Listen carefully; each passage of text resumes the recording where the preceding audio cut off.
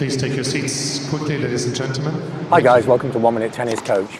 In today's session, I want to talk to you about the backhand, specifically the slice backhand, and why, if you want the slice backhand of the pro players, you shouldn't make the same stroke that we see on the ATP Tour. So first, let's look at what's entailed in making a high quality slice.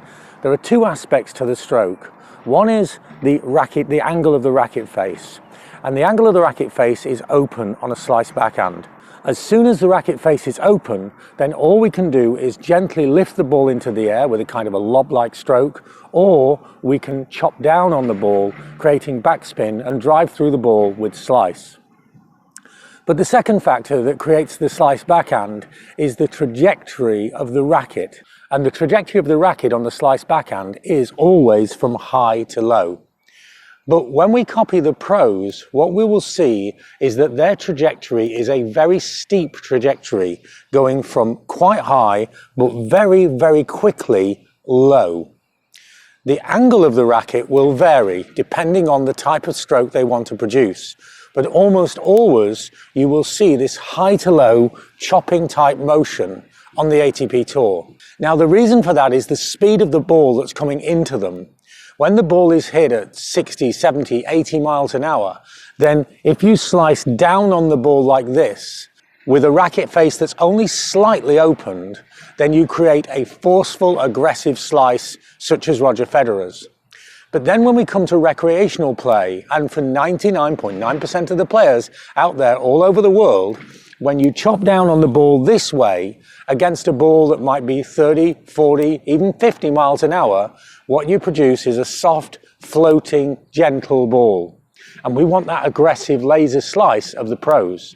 If the pro players were receiving the same ball that the recreational players are receiving, then they would still play with the racket angle, and I'm going to look at that in a moment, but what they would do is the trajectory of the racket would be through the ball instead of down.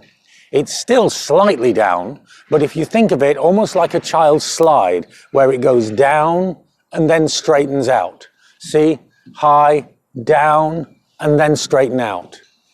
Once again, high and down, and then straighten out. Now then you need to vary the racket angle.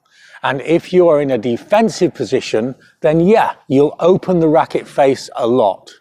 But if you want an offensive slice, then if we take 90 degrees and just turn the racket just a little, almost like you're hitting an open face flat backhand, and now, like a child's slide, through the ball.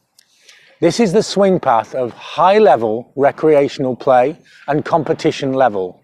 But once again, just to explain again, if I was on the tour and the ball was coming at me at 70, 80 miles an hour and I swing in this way, then unless it's absolutely perfect, the ball will go long. So with the pro players, you see a much steeper trajectory. But for your game, to get the aggressive, really attacking slice that's going to cause your opponents loads of problems, get the racket face open, not too much, just a little bit, and then trace a slide going down and then through the ball. Again, down and then through the ball.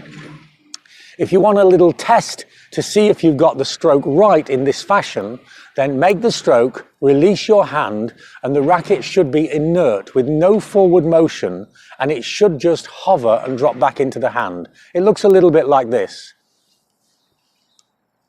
Again,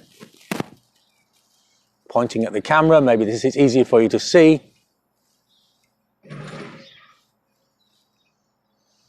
If you make the stroke and you have this ending where the racket has gone from high to low, down, and then a little bit up again and is inert, then you have a perfect swing path. You won't see it on the Pro Tour very often, but you will see it at the very highest level of competition play before professional tennis. Hope this makes sense. Thanks for watching, and let us know how it works for you or the players that you teach. And remember, if you need more help with your game, we do one-to-one individual lessons. It's a unique service, and the link to the website's below. Thanks for watching, and see you next time for more unique tennis lessons that really work.